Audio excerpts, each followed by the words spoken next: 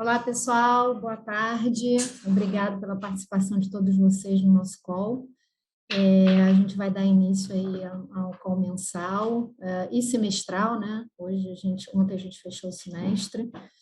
E, como de praxe, a gente vai contar com a participação do Paulo Val, que é o nosso economista-chefe. Posteriormente, o Pedro Drey e o Fernando Chibante vão falar das posições macro, como gestores macro. E depois o Duda vai falar da parte de renda variável. A gente vai deixar o Q&A aberto e vamos tentar responder ao máximo de perguntas. Paulo, por favor, pode começar.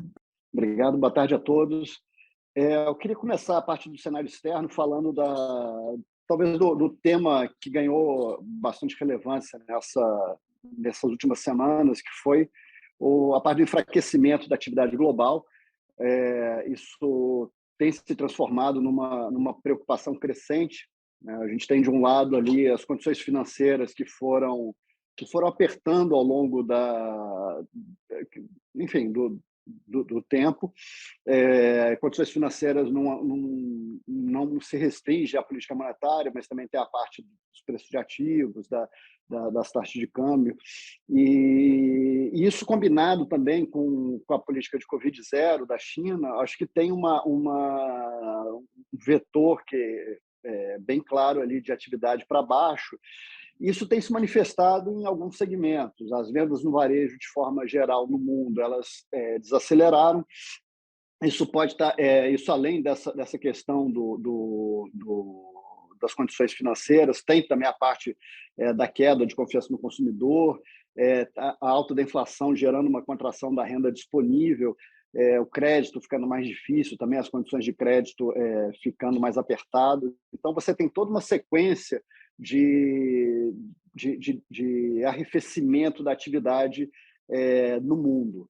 E eu acho que isso é importante para os bancos centrais, porque, no final, isso acaba gerando um ambiente mais complexo para os bancos centrais, porque até aqui até recentemente, a gente vinha com aquele cenário de inflação muito alta e atividade forte. Isso gera uma resposta mais inequívoca de política monetária. Agora, cada vez mais, o quadro de atividade mais fraca, e aí, por exemplo, se a gente pegar os índices do PMI de hoje, mais recentes, na verdade, que são bem claros ali também no desaquecimento de indústria ao redor do mundo, mas, ao mesmo tempo, você tem também a inflação permanecendo alta e ainda demandando um posicionamento dos bancos centrais. Então, acho que a gente entra nessa fase mais difícil da condução da política econômica no mundo inteiro. Aqui no Brasil, de forma mais específica, a gente tem um capítulo interessante, porque também continuamos com a inflação bastante elevada, e isso, ainda mais com a aproximação da inflação, com a aproximação da eleição, isso tem gerado um movimento no nosso Congresso e no nosso Executivo por medidas que atenuem esse efeito da inflação sobre a população. Isso vem desde corte de impostos, e aí começou na parte de combustíveis, especificamente diesel, mas isso foi ampliado para uma cesta maior de produtos, mas não ficou só nisso. Acabou que a gente teve criação de novas transferências, elevação de auxílio, especificamente do Auxílio Brasil, e isso, em princípio, seria vedado pela lei eleitoral, mas isso foi contornado com o estabelecimento do estado de emergência. Isso ainda precisa ser ratificado pela Câmara, mas no andamento que a gente tem visto aí no passado recente, nesse tipo de matéria, eu acho que é de se esperar um desfecho bastante rápido e na direção de confirmar o que foi aprovado no Senado. De forma geral, a gente vai ter, então, mais um furo no teto, um pouco abaixo de 50 bilhões, quer dizer, um estímulo bastante expressivo em termos de percentual de PIB. Isso tende a gerar ali uma sustentação na atividade, O que, especificamente no caso do Brasil, está acontecendo num momento curioso, porque agora os dados têm mostrado até uma atividade até mais resiliente do que o esperado. Isso, o primeiro TRI foi muito bom, mas o segundo, a gente tem visto uma dinâmica de dados também consistentemente boa, até um pouco descolado do comportamento global mais recente. A gente tem visto especificamente a parte do mercado de trabalho surpreendendo, criação de vagas formais muito forte, uma redução mais consistente da taxa de desemprego. E aí eu acho que essa combinação que a gente está vendo agora de inflação elevada e com destaque para alguns segmentos da inflação que são muito ligados à demanda doméstica, especificamente alguns componentes de serviço, algumas questões ali de mão de obra também da inflação, que deveriam chamar a atenção do Banco Central. Isso, junto com uma expectativa que continua em ascensão, né? A gente não tem os dados do Focus mais recentes, mas na última reunião do Copom, o próprio BC falou que as expectativas do Focus estavam em 4,7, quer dizer, muito perto da meta para o ano que vem. Então, eu acho que essa combinação, inflação corrente, atividade forte, principalmente no mercado de trabalho, pela dinâmica do mercado de trabalho, deveriam demandar uma postura mais forte do Banco Central. Então, acho que ele reconhece, de certa forma, isso, quando ele sinaliza que o processo de aperto monetário terá continuidade na próxima reunião, mas, ao mesmo tempo, ele também sinaliza que a intenção dele é parar em breve, porque ele chama atenção para o estágio do ciclo, que ele já fez bastante coisa, que foi um ajuste rápido. Então, ao mesmo tempo que a gente tem uma sinalização de que ainda tem algum aperto monetário, porque ele ainda não está satisfeito com o conjunto das variáveis que ele tem à mesa, e ele quer controlar as expectativas, ao mesmo tempo também ele quer sinalizar que o que vai ter de agora em diante é um ajuste mais residual, e na visão dele, pelo menos por enquanto, e que assim que ele tiver uma janela que sinalize a ele que ele pode fazer isso de uma forma adequada, ele planeja parar. Acho que é isso que eu teria para passar aqui do cenário, e com isso eu passo para o Pedro para comentar da parte de juros e câmbio. Obrigado, Paulo. Boa tarde a todos. Bom, dando sequência aqui, falando primeiramente aqui do mercado de juros, o Paulo tocou no ponto mais importante, que é exatamente essa discussão de desaceleração de atividade econômica, né? Como é que esse aperto das condições financeiras vão impactar as economias. Então, a gente observou aí nesse mês de junho que passou agora uma correção muito forte dos ativos, um aperto muito violento, com queda das bolsas, elevação das curvas de juros, fortalecimento do dólar, queda de commodities. Então, tudo apontando na direção aí de uma aversão a risco bem considerável. O mercado ele tem se mostrado bastante volátil nesse período de transição que a gente está passando. A gente estava aqui há algum tempo com os vetores todos apontando na mesma direção, que você tinha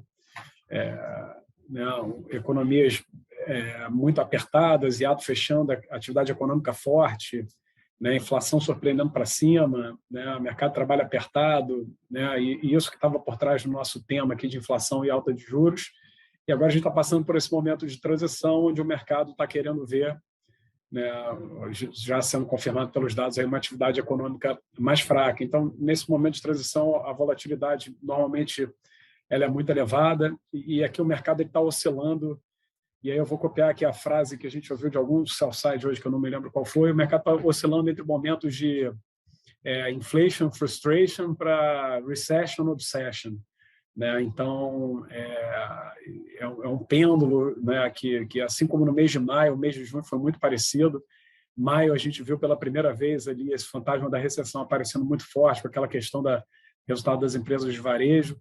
Agora, em junho, o trigger talvez tenha sido um pouco diferente. A gente viu a reunião do Fed, né, em meados do mês de junho, onde ele acelerou o pace. Uma reunião bastante ruidosa, né, onde teve uma aceleração de pace. Aquele momento talvez tenha sido o high das taxas recentes, e de lá para cá né, da segunda quinzena de junho, a gente viu essa percepção de recessão ganhando força, os juros caíram muito, incrivelmente, depois da própria decisão do FED, depois de acelerar o pace, mas a comunicação que o Powell fez na coletiva de imprensa, né, sinalizando que para a próxima reunião, que é agora de julho, a decisão de 75 não era a única possibilidade, ele colocou na mesa os 50 bases, como se o 75 fosse algo muito atípico. Isso fez com que os mercados fechassem muita taxa na sequência da reunião e, de que maneira geral, todo mundo ficasse muito preocupado com o aperto das condições financeiras, e de novo, esse fantasma da recessão voltou a assombrar de maneira muito forte. Eu acho que os principais acontecimentos do mês, de fato, de novo, essa reunião do FED, muito ruidosa, né, teve toda a questão, né, de um jornal ter escrito uma matéria dizendo que o FED estava contra a parede, que não teria escolha, que ia ter que entregar 75, o mercado acabou se antecipando muito esse movimento. Viu também o Banco Central Europeu fazendo um movimento importante, né, um Banco Central que estava muito atrasado, assim, do ponto de vista temporal, nesse processo de retirada de estímulos. A gente viu a reunião do ECB no início do mês, né, decretando aí o fim do QE no mês de junho, né, e sinalizando tanto uma alta de juros agora para julho, né, de 25 bases, e uma aceleração provavelmente para setembro para 50 bases. Então, uma mudança muito importante, né? A gente está no momento que chama muita atenção do ponto de vista de política monetária, como esses bancos centrais estão se mexendo, né? Só que agora surge essa nova variável aí, de recessão, o mercado querendo trazer a valor presente essa questão muito rápida, né? A gente, como tem repetido aqui, a gente tende a acreditar que o mercado vai se frustrar um pouco com a velocidade da desaceleração, apesar de alguns indicadores mais contemporâneos, como o Paulo comentou aqui, os PMIs, o ISM, eles estão mostrando uma desaceleração forte, mas assim, até essa desaceleração de fato bater na inflação, na nossa visão, isso vai demorar muito, né? E o mercado já começa a refletir um pouco isso nas taxas de juros, retirando bastante alta. Se olha a taxa de 2 anos nos Estados Unidos, no mês de junho, ela chegou a bater 3,5, né? Voltou para 2,5, teve um fechamento de 100 bases e está perto de 2,5, agora perto de 2,80. As taxas na Europa também voltaram bastante, então o mercado já está incorporando bastante isso no preço. Bom, sendo bem objetivo aqui, como é que isso impactou o nosso portfólio? A gente zerou todas as posições dos países envolvidos, então Estados Unidos e Europa. Teve até um timing interessante, que foi até anterior ao FED, quando teve todo esse ruído em cima de uma antecipação de 75 bases, o mercado precificou 2 altas de 75 bases nos vértices mais curtos da curva. A gente identificou esse preço como menos assimétrico, né, um preço que parecia ser bem mais equilibrado. De fato, foi uma decisão acertada, então a gente zerou as posições tanto nos Estados Unidos e em Europa, pouco antes de meados do mês de junho. E hoje o que a gente está fazendo aqui é mantendo posições em países emergentes, posições menores ainda tomadas em juros, tá? Principalmente Brasil e África do Sul, mas, de novo, posições que também foram reduzidas ao longo do mês. Mas a gente acredita que esse novo cenário, né, onde a percepção de que a inflação está disseminada está muito mais forte, mas, ao mesmo tempo, isso tem que se contrabalançar com essa perspectiva pior de atividade econômica e risco de recessão, um ambiente muito mais desafiador para os bancos centrais, que eles vão ter que continuar apertando a política monetária, porque até a gente observar o mercado de trabalho piorando, o mercado de trabalho ainda continua muito apertado, né, no mundo todo.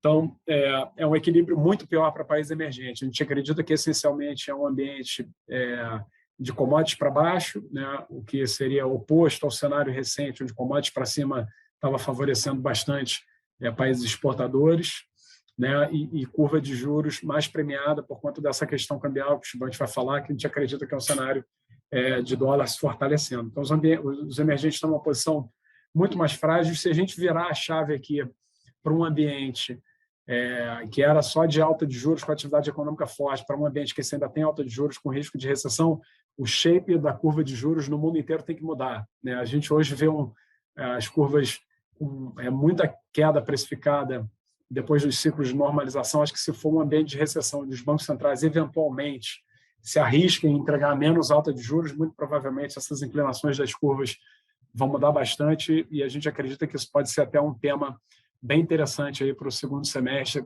de 2022. Né? A gente ainda está aqui de novo num período de transição, a gente tem que acumular aqui mais informações. A gente momentaneamente está com risco muito baixo aqui nessas estratégias de juros. De novo, a gente zerou as posições nos países desenvolvidos, são posições pequenas em mercados emergentes, esperando clarear um pouco mais essa percepção de se a atividade vai, de fato, virar de maneira mais forte aqui. Se isso, de fato, acontecer, acho que tem temas aí muito interessantes para serem abordados aí no segundo semestre de 2022, como essa questão de inclinações de curva em diversos países que a gente observa esse fenômeno aí de curvas com bastante precificação. Corroborando aqui um pouco o que o Paulo já falou de Brasil, a gente permanece com a visão parecida de que a deterioração segue, né? A gente está caminhando aí a passos largos aí nesse afrouxamento fiscal com essas medidas que estão sendo tomadas. Isso não ajuda nem um pouco o trabalho do Banco Central. Eu acho que o último Copom trouxe informações importantes. A gente viu, de certa forma, o BC afrouxando um pouco a perseguição da meta em 2023, né, que, na teoria, seguindo o protocolo aí sazonal, o Banco Central deveria estar com horizonte relevante, todo focado em resolver a desancoragem de 2023, mas a gente viu um afrouxamento um pouco precoce, né, com o Banco Central desistindo do centro da meta, né, mirando o redor da meta para 2023 e já incorporando 2024 no horizonte relevante. Então, isso, de maneira bem clara, é um certo afrouxamento. Então, a gente acredita que o ciclo, de fato, está perto do fim.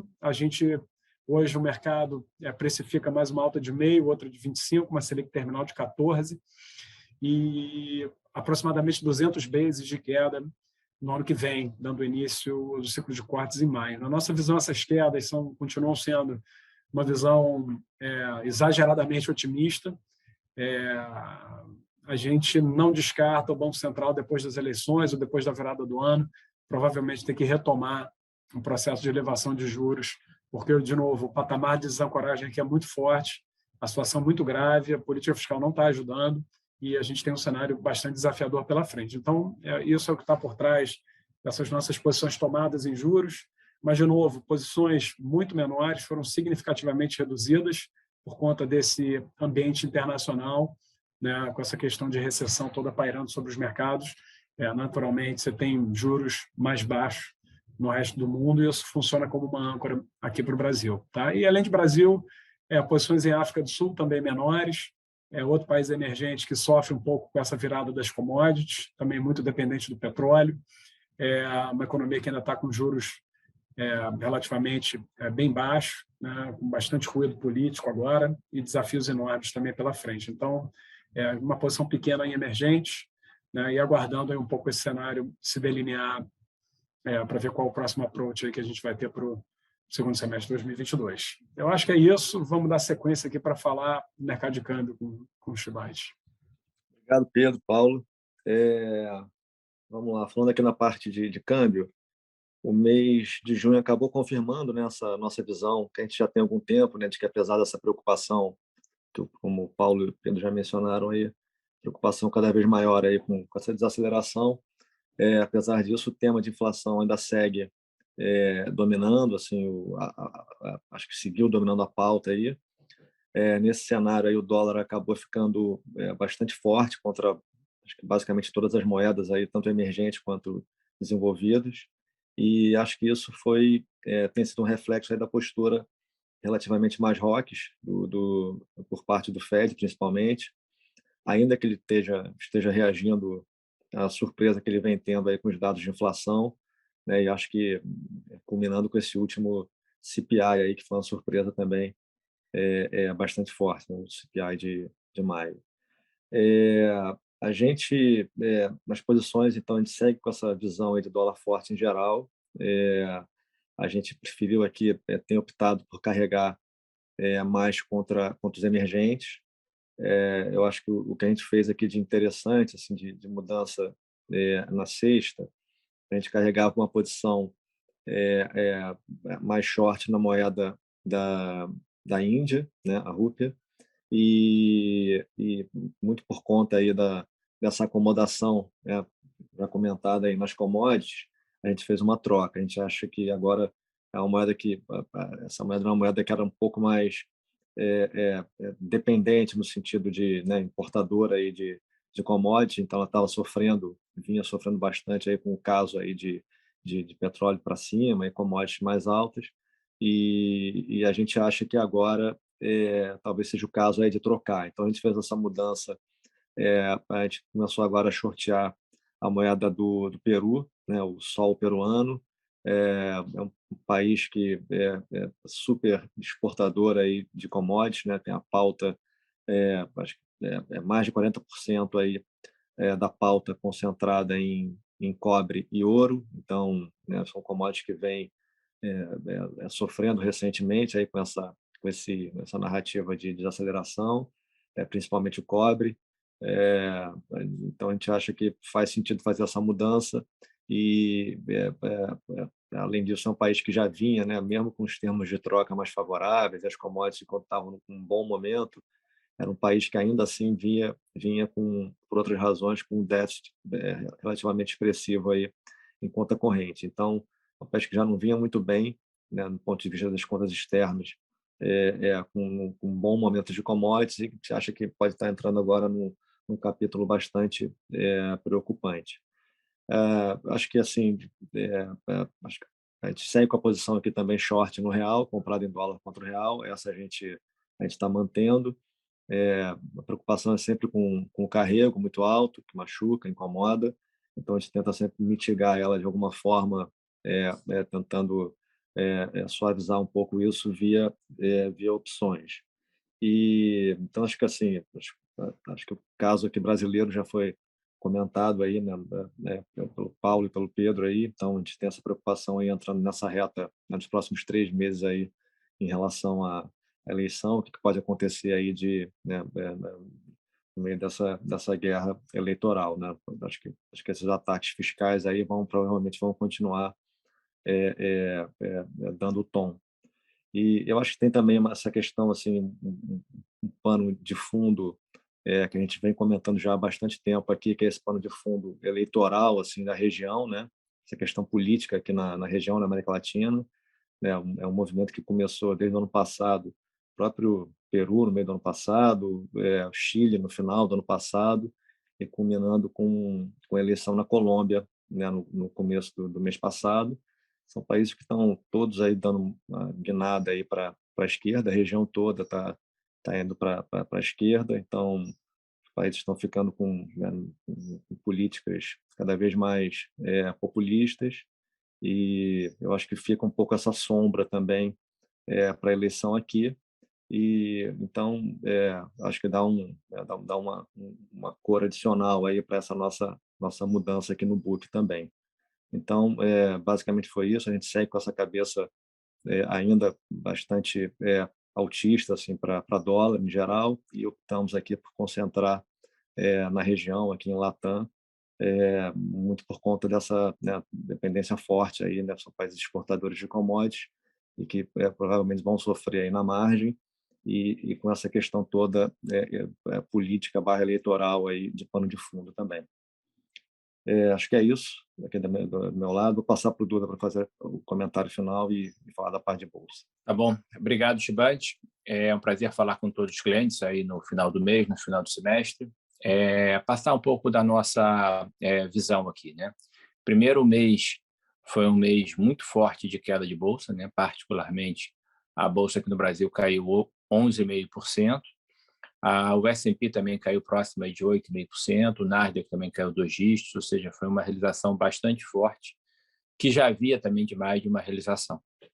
E o mês, né, e o semestre fechou com uma queda que, para padrões internacionais, não foi de algo que não acontecia há muitos anos, não acontecia há décadas, né? Com o Nasdaq caindo 30%, o S&P caindo em torno de 20%. Né?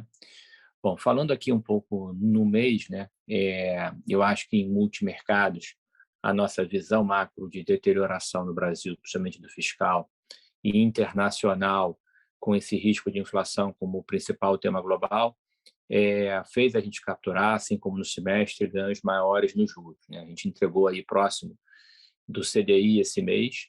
De novo, apesar de a gente ser uma casa de multimercado que procura alfa acima da média em ações, né? E mais uma descontinuidade em ações, mas no ano aí a gente está conseguindo entregar acima do CDI, apesar do CDI extremamente alto, né? Eu queria só fazer o ponto que, olhando para frente, eu acredito que a gente vai ter um semestre melhor de geração de valor em ações para o CAN e para todo o mercado, né? Porque eu não acredito, acho improvável você ter uma queda dessa magnitude em termos de descontinuidade, em que um ambiente muito de não investimento, mesmo lá fora, de caindo 20%, 30%. Nós perseguimos, nos últimos 2 anos, ter mais de 50% dos nossos investimentos fora do Brasil. A gente começou o semestre assim, e, claro, nós somos muito fundamentalistas, apesar de proteger o risco sistemático em torno de 50%. Com essa queda, isso não foi suficiente para gerar valor, principalmente no mercado offshore. Mais recentemente, né, quando nossos padrões, as nossas análises quantitativas indicaram um bear market, um mercado mais de queda, a gente está fazendo nossas posições, até tem conseguido expandir a nossa exposição bruta, né? A posição comprado e vendido, que é o simples, o básico, simples e essencial, como quer dizer o CAN, que eu acho que é o nosso grande gerador de valor. E eu diria que agora os setores e empresas ficaram ainda mais importantes. Então, o meu ponto é que, principalmente no mercado externo, a gente tinha mais posição, a gente não tinha tanta proteção, porque esses não eram os padrões que a gente via, apesar das preocupações macro e apesar da complementariedade da posição macro. E hoje a gente está procurando estar bem mais redeado, talvez em torno de 75%, ou seja, de novo aqui para ganhar em qualquer cenário, né? E como o cenário está mais desafiador, hoje saiu um número de atividade nos Estados Unidos, trazendo risco de recessão muito mais para o curto prazo. Então, a gente vai viver agora um ambiente que não é bom para a Bolsa, não é bom, claro, principalmente para investimento, mas a gente já sabia que estava nesse padrão, que é um ambiente inflacionário, mas também com recessão, tá? Então, eu acho que a gente vai estar trabalhando com as duas variáveis. Bom, o que foi bem no mês e o que a gente está perseguindo, né? No mês, o que deu certo foi principalmente nossas posições no setor elétrico, que inclusive a gente aumentou. Não deu certo que os bancos, que a gente acha que são vencedores, principalmente aqui no Brasil, caíram mais de 12% em geral, quanto uma queda muito menor do Bovespa. O que deu certo lá fora foi o nosso short, tanto em consumo nos Estados Unidos, quanto em metálicas, mas o setor de energia, que a gente persegue há bastante tempo, também realizou. Então, aí que foi um pouco as perdas, tá? Como é que a gente está vendo a carteira para frente? Os temas continuam os mesmos. A gente tem um tema de commodity muito fértil. A gente continua perseguindo em energia. O tema hoje a gente está mais comprado no próprio petróleo, né? A gente persegue outras commodities ligadas ao petróleo, como gás natural, como as empresas de petróleo alavancadas, que agora a gente preferiu diminuir essas posições, mas acho que a gente vai continuar perseguindo, tanto nas grandes empresas integradas, como a Exxon, que a gente persegue há muito tempo, como nas empresas alavancadas no spread de refinaria, que está bastante alto, como até prestadoras de serviço, tá? Então, a gente deve continuar perseguindo isso. E a gente tem um viés de que os preços das commodities metálicas têm uma simetria, principalmente a de energia, né? A energia nos preocupa bastante, o nível de estoque extremamente baixo. Recentemente, nesse mês, os Estados Unidos vendendo estoques estratégicos e, excepcionalmente, não redeando isso na curva longa, né? Então, ele está intensificando um risco maior altista para preço de petróleo à frente. É claro que a recessão, o risco de recessão, uma desaceleração mais forte, pode ajudar efetivamente os Estados Unidos, mas se isso acontecer, vai ser em todas as commodities. De novo, a gente tem uma simetria favorável à energia contra metálicas. Metálicas também são mais dependentes de China, mas a gente acredita que a China não tem um problema de inflação global, mas já tinha um problema de desaceleração também. Então, a gente acredita que ela vai, no máximo, conseguir tentar sustentar pequenos crescimentos no ano, muito menores do que os padrões chineses, mas não ser a mola propulsora de um crescimento global como foi anteriormente. Então, a gente gosta bastante dessas posições. No setor financeiro, que também a gente persegue há bastante tempo, a gente está comprado em empresas de serviço financeiro, bastante simples o business, assim, que, dada a poupança do americano, ainda estão tendo gastos bastante relevantes, que sustentam mais comparado às outras empresas do mercado, ganham até, em parte, um pouco com o spread alto, o aumento de juros. Aí também gostamos de bancos de investimento que estão negociando abaixo do book nos Estados Unidos, inclusive recomprando fortemente o papel. Teve stress test nos Estados Unidos, que, diferente da Europa, que nos preocupa bastante, os bancos americanos estão saudáveis para enfrentar esse cenário, estão líquidos. Então, eu acho que eles, e os que têm boa gestão, os melhores bancos, acho que vão passar melhor do que o mercado, né? Como eu falei, acredito que consumo, que metálicas, por exemplo, que a gente persegue, vão continuar sofrendo mais. Tá? Então, tem esse tema de setor financeiro lá fora. Em tecnologia, a gente continua a comprar de empresas de e-commerce na China. A China também foi um case esse ano, né? Falando de novo em relação ao semestre, caíram mais de 50%, muita intervenção. A gente acha que como a gente está vendo nos Estados Unidos, no Brasil, gerou oportunidades relativas, a gente está completamente protegido na China, porque a gente não tem tanto controle, efetivamente, intervenções. Mas a China tem uma vantagem competitiva, empresas muito boas de e-commerce, e a gente acha que outras empresas que ainda estão com múltiplo bastante alto em tecnologia, como eu falei, eu acho que o mundo vai estar trabalhando com um crescimento menor, ou em grande parte em recessão, então a gente está vendido nos índices de tecnologia na China. Nos Estados Unidos, a gente continua perseguindo empresas com múltiplo bastante alto, em que está embutido um crescimento bastante alto, que pelo macro já não vão entregar, e eu acho que algumas empresas ainda têm um desafio muito grande competitivo, né? As empresas maiores dos Estados Unidos, mais encaixadas, que a gente fala e persegue muito tempo, compra a Apple, Microsoft, Google, por exemplo, mas não por acaso elas caíram em torno de 20%, enquanto 30% no semestre caiu o índice de tecnologia, o Nasdaq, mas há uma tolerância muito baixa para desapontamento de resultado.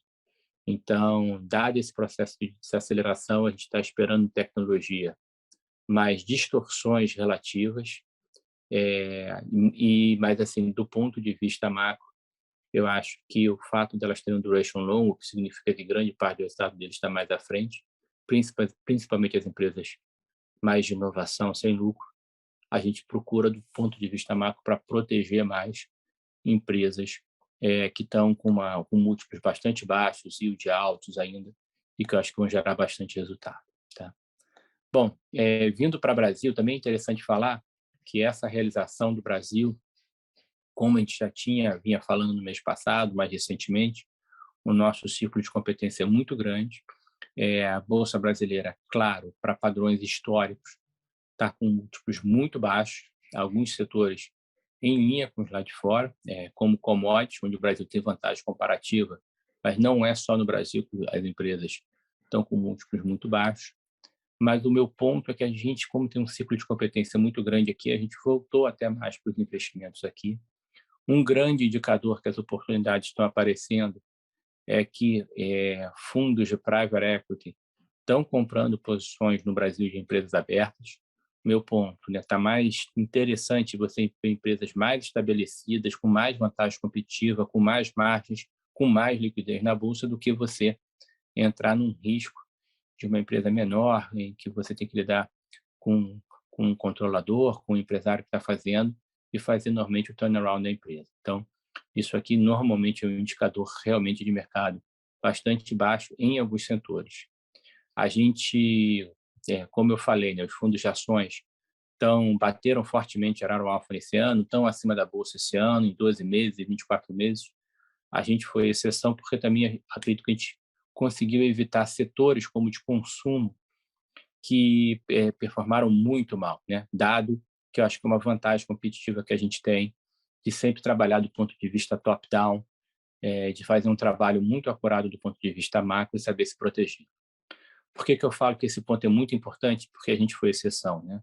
Nesse mês, tinham empresas, excelentes empresas, inclusive que já foram responsáveis por grande parte do nosso resultado, por exemplo, empresas de e-commerce, que depois de estarem caindo 80%, chegaram a cair, foram para 90%, né? Porque caíram quase 50% esse mês, né? Então, aqui a gente está sempre para preservar capital, gerar novos patamares de resultados, não importa em relação ao CDI, a gente conseguiu isso, porque a gente tem a disciplina e sabe que as coisas podem estar ruins, mas sempre podem piorar, né? Então, empresas caíram 80%, foram cair mais 50% e caíram 90% aí nos últimos 12 meses. É muito importante falar isso, porque acho que é muito importante estar nos setores corretos, nas empresas não alavancadas. Você pode estar em empresas extremamente líquidas agora, porque favorece mais. Empresas com case extremamente simples, as melhores do mercado.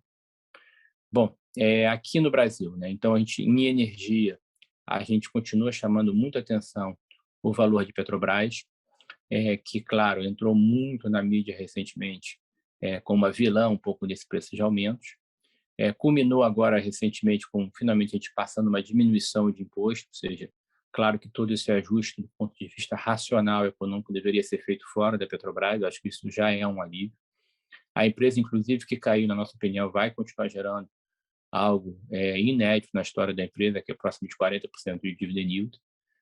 Mas, dado que a gente já vinha vendo essa realização em proximidade às eleições, a gente diminuiu um pouco a posição, mas diminuiu principalmente nas outras empresas de óleo no Brasil, que são baratas, mas há muitos exemplos de empresas baratas. Meu ponto, as empresas de commodities, com exceção de papel e celulose, que eu também acho que o preço não vai cair fortemente, mas os outros setores, as empresas já precificam um colapso no preço de commodities.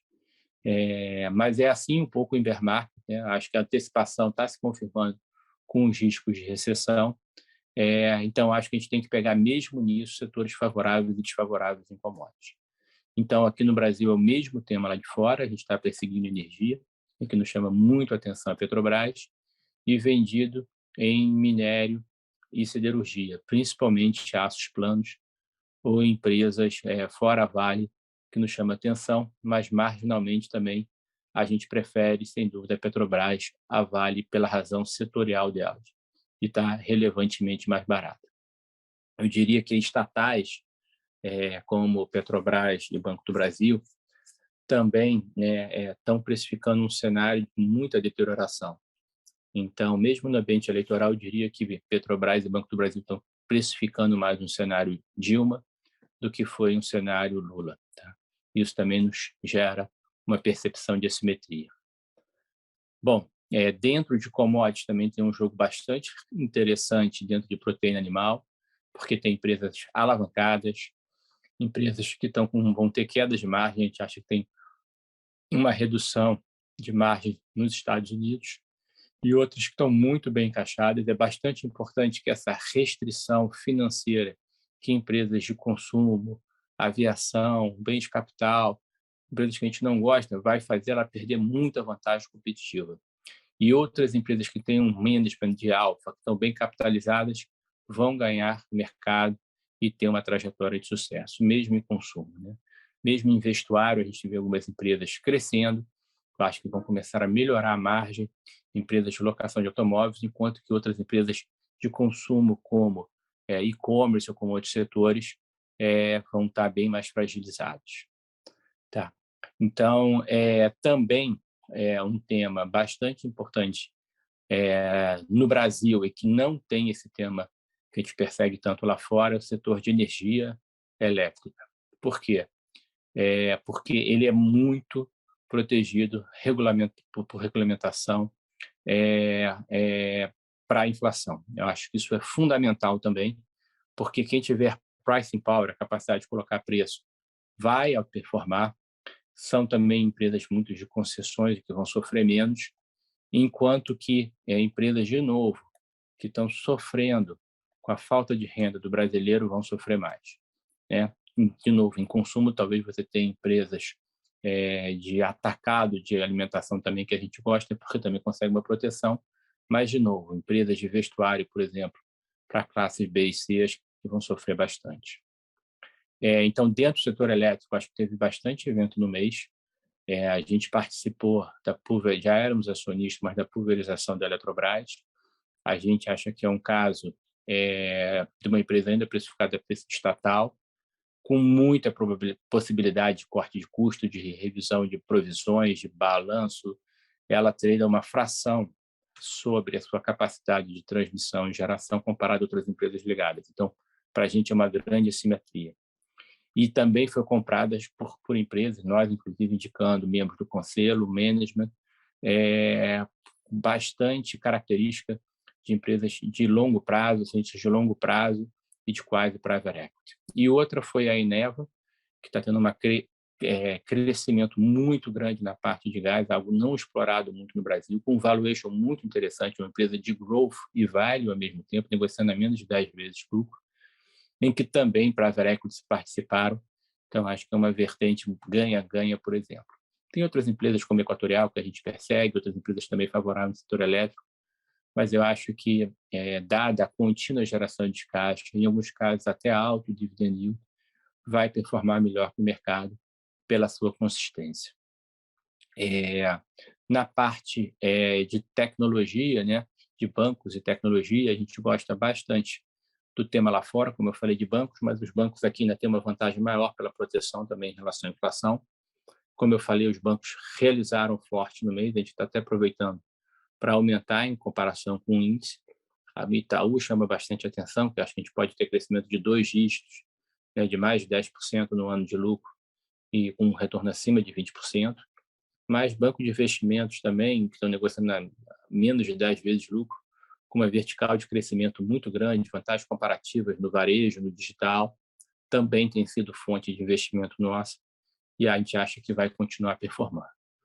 Dentro do mercado, né, uma coisa que a gente também espera com a proximidade das eleições, falando aí para o segundo semestre, é que a volatilidade não vai ser, talvez a gente ainda não vai ser boa, né, dado esse bear market lá fora. É por isso também que a gente não gosta do BOVA11, né, do índice da Bolsa, e da B3 agora, porque acho que os volumes tendem ainda até a diminuir mais. Tá? O hedge dessas posições do setor financeiro também ainda continua em bancos digitais, ainda continua em serviços de pagamento ou plataformas que a gente acha que tem um múltiplo bastante alto, não tão encaixadas, e acho que vão decepcionar no crescimento. Mas o ponto é esse. A gente está simples e essencial aqui, procurando gerar alfa, tanto lá fora quanto aqui dentro, no tema de commodities, principalmente energia, o tema de bancos, o tema de tecnologia e, particularmente, o tema do setor elétrico, que também está bastante favorável.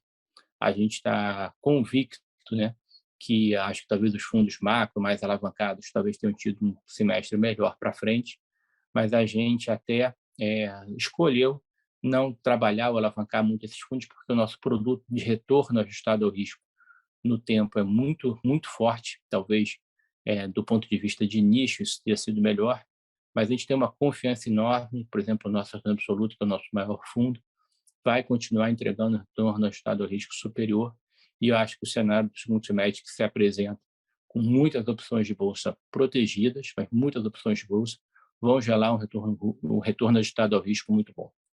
Acho que basicamente seria isso. Eu passo para Isabel para perguntar se tem algumas perguntas dos nossos clientes. Duda, tem uma pergunta aqui a respeito do S&P, se a gente tem alguma visão para earnings do S&P no segundo TRI de 2022. Nós acreditamos, no segundo TRI ainda não, né? Mas principalmente em consumo discricionário, várias empresas como Walmart, Costco, né? Por isso até que a gente perseguiu e foi um dos principais ganhos no mês, que vai ter decepções de earnings. Então, já teve warnings nesse segundo TRI. Mas como a recessão se antecipou bastante, né? Tecnicamente, a recessão são 2 trimestres negativos, e o primeiro tri já foi negativo, e acho que agora a gente tem um grande risco do segundo tri ser negativo nos Estados Unidos. O tema, como o Pedro falou, que estava inflação e recessão, está ganhando muito mais a moda, muito mais sobre recessão. Então, não só os resultados do segundo tri, mas as expectativas vão piorar bastante. Por isso, por exemplo, que a gente persegue compra em Google, que a gente acha que é uma empresa que está 15 vezes lucro, mas as expectativas de lucro são bastante baixas, na nossa opinião, e reais. Então, acho que o segundo trimestre há decepções. As empresas, principalmente ligadas a consumo, as staples, as de marcas fortes, já estão comunicando isso, mas eu acho que você vai ter bastante mais revisões para baixo, por aumento de custos, e também nos Estados Unidos, um pouco o mesmo tema aqui, de algumas empresas que estão vendo o consumidor americano sofrer e sem capacidade de colocar preço. Então, as revisões maiores de crescimento de lucro, na nossa opinião, vão acontecer no terceiro e quarto tri. Ok, Duda, era só essa pergunta mesmo. Não, só queria agradecer a participação de todos.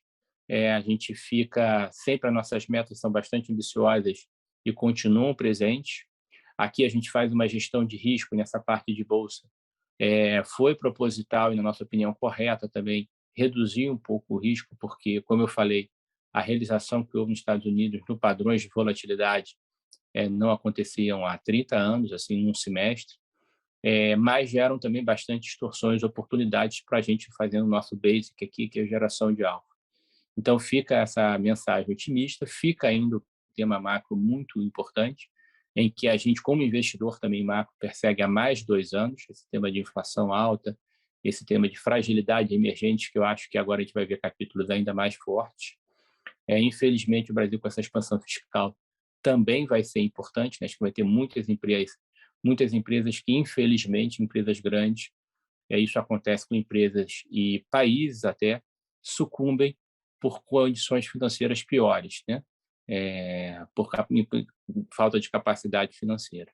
E as outras empresas saem mais fortes. Então, e também queria deixar uma mensagem positiva, que eu acho que ainda não é nesse segundo semestre que a gente vai estar mais protegido, mas a gente vai estar muito em cima acompanhando os dados, né?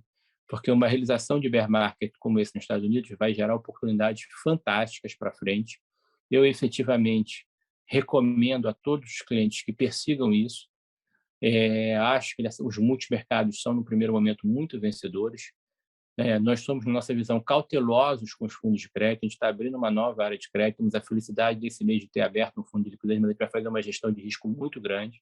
Principalmente, não podem ser fundos muito grandes de crédito ou com muita liquidez, porque o que vai acontecer dessas empresas, algumas sofrendo, vai também provavelmente atingir o crédito. E aí eu acho que, mesmo com custo de oportunidade alto, como está agora, IPCA mais 6, que felizmente a gente achou que o juro real seria alto, e para trazer de volta a inflação para as metas vai ter que ser extremamente alto. Como eu falei, tem empresas até que se beneficiam, mas as empresas que não se beneficiam disso, que sofrem com juros altos, eu acho que podem continuar realizando fortemente.